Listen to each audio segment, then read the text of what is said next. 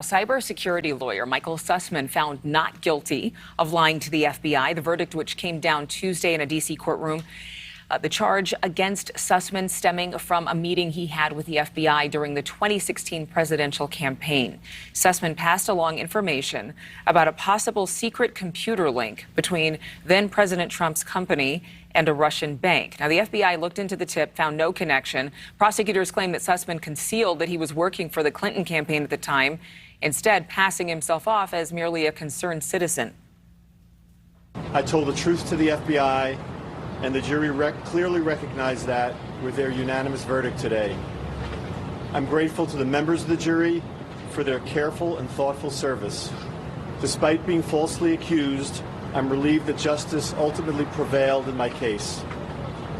As you can imagine, this has been a difficult year for my family and me. But right now, we are just grateful for the love and support of so many during this ordeal, and I'm looking forward to getting back to the work that I love. The special counsel did issue a statement thanking the prosecution team for their hard work. A second case is coming to trial later this year. My next guest contends that the Sussman trial is more about legal scorekeeping. He thinks the special counsel achieved one major objective, even in defeat. Kevin Brock, a former assistant director of intelligence for the FBI, joining us right now. Good to see you once again. You know, after the verdict, Sussman's attorneys, he had high-power attorneys to defend him in this case. They issued a statement saying the case should have never been brought to trial. What are your thoughts about that? Yeah, they also said that if it was, I think one of his attorneys, to paraphrase, said if it was illegal to do opposition research in Washington, D.C., our jails would be filled. It's a pithy statement, but there is a distinction here, and this is what I think goes to the heart of what John Durham is trying to show. Opposition research is one thing. It's done by every political candidate, but it's based on the fact that you're trying to find facts, true facts about your opponent that the people should know about, whether it's an old DUI or a compromising photo or something like that.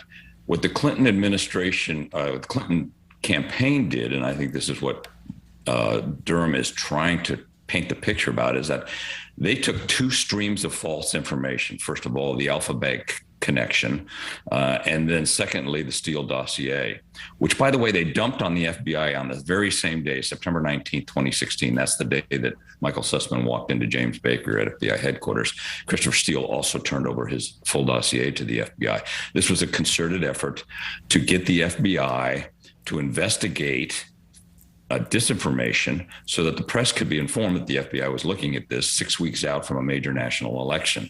That was the strategy. That's the picture that Durham is trying to portray here. So I think losing a charge against Michael Sussmann in the end doesn't make that story any less troubling to the American people. I want to talk a little bit more about that in terms of the narrative. I know you and I have discussed the narratives that are being spread and the disinformation, but what was it that led to Sussman's acquittal? I think there was a couple of factors. Number one, he had very strong attorneys, Washington, D.C. attorneys. The trial took place in Washington, D.C. They assessed that to be a friendly enough environment where they could take a risk to go to trial.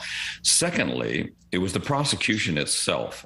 John Durham, I think, did an adequate job of showing why Sussman was charged by the statements that he made to the FBI that showed some diversionary tactics at best.